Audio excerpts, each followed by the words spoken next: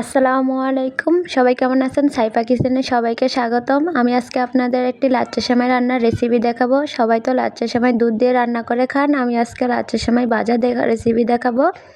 এভাবে যদি রান্না করে মেহমানদের সামনে দেন, খেয়ে সবাই প্রশংসা করবে। আমি কি উপকরণ লাগবে সেগুলো প্রথম দেখিয়ে নেব। এখানে আমি লাচ্চা সেমাই নারকেল, তেজপাতা, এলাচ, দারুচিনি, কাঠবাদাম, কিশমিশ, খুরমা, চিনি, ঘি এবং স্বাদমতো লবণ।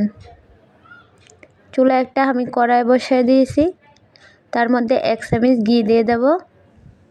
ঘিটা গরম হয়ে আসলে আমি কিশমিশ, কাঠবাদাম ভেজে নেব। ভাজা হয়ে আসলে আমি একটি পাত্রে কাঠবাদাম এগুলো তুলে রাখব। তারপর আমি তেজপাতা এবং দারুচিনি একটু ভেজে নেব।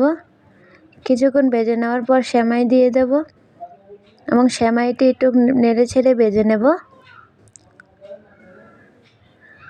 সব কিছু একসাথে ভালো করে মিশিয়ে ভেজে নেব লাল হয়ে আসা পর্যন্ত, এবং লাল হয়ে আসলে তার মধ্যে চিনি দিয়ে দেব এবং সব কিছু একসাথে নেড়ে ছেড়ে চিনিটা গলে যাওয়া পর্যন্ত ভেজে নেব। চিনিটা গলে গেলে তার উপর দিয়ে নারকেল দিয়ে দেব এবং নারকেলটা আরও কিছুক্ষণ সেমাইয়ের সাথে নেড়ে নেব। নারকেলটা একটু ভাজা ভাজা হয়ে আসলে উপর দিয়ে কাঠবাদাম ভেজে রাখা সব কিছু দিয়ে দেব। কিছু একসাথে আবার ভালো করে মিশিয়ে ভেজে নেব। এই তো হয়ে গেল আমাদের মজাদার লাচ্চা সেমাই রান্নার রেসিপি। এইভাবে বাসায় ট্রাই করে দেখবেন, খুবই মজার রান্নার রেসিপি। আমাদের রান্নার রেসিপিটা যদি সবার ভালো লেগে থাকে, লাইক করবেন, শেয়ার করবেন এবং কমেন্ট করবেন। আসসালামু আলাইকুম।